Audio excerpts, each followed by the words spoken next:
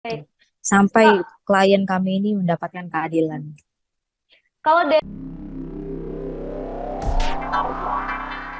baik, berarti ini saya ingin menegaskan kembali sekali lagi jika nantinya vonis hakim ternyata lebih berat dari tuntutan JPO, ini akan ada upaya hukum lanjutan ya Zena. Pasti, pasti.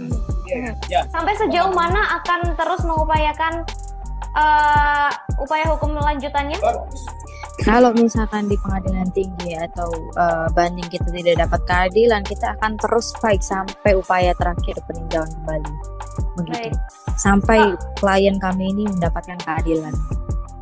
Kalau dari sisi kuasa hukum Ricky Rizal, ini kira-kira apa saja yang bisa memberatkan Ricky Rizal dalam kasus ini, Zena? Justru dari semua fakta persidangan seharusnya tidak ada yang memberatkan Ricky Rizal, Mbak. Tapi justru malah dibangun asumsi-asumsi yang tidak ada atau tidak dapat dibuktikan dalam fakta persidangan selama ini. Makanya saya bilang, buat apa saksi dihadirkan sebanyak mungkin, sebanyak itu, tapi fakta persidangan tidak dipakai. Namun ada asumsi-asumsi liar lagi untuk menyatakan tuntutan maupun nanti putusan ya. Kita harus lihat nanti keyakinan hakim bagaimana. Karena kan kita belum mulai sidang.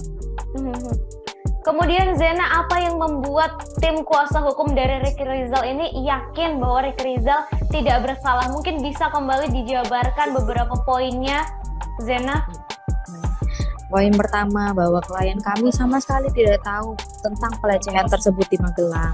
Karena pengamanan senjata seperti yang sudah dipatahkan oleh ahli poligraf yang menyatakan tidak ada perintah dalam pengamanan senjata, itu artinya tidak ada perencanaan di Magelang. Bahkan terdakwa Ricky Rizal tidak mengetahui apa yang terjadi antara Putri Chandrawati dengan Joshua. Yang dia tahu cuma Joshua dengan Kuat Maruf.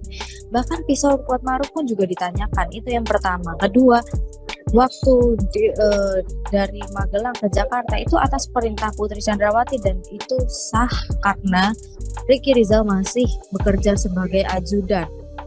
Dan itu perintah sah, perintah yang baik sesuai dengan pekerjaannya, sesuai dengan spiritnya.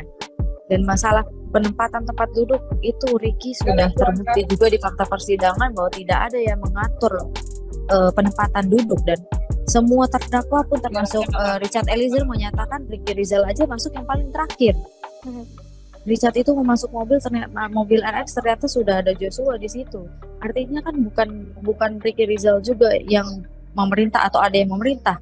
Bahkan kalaupun memang ada perintah dari Putri Chandrawati maupun siapapun, Ricky tidak tahu. Karena apa? Ricky masih sibuk ngurusin perpindahan yang ngejaga rumah kan.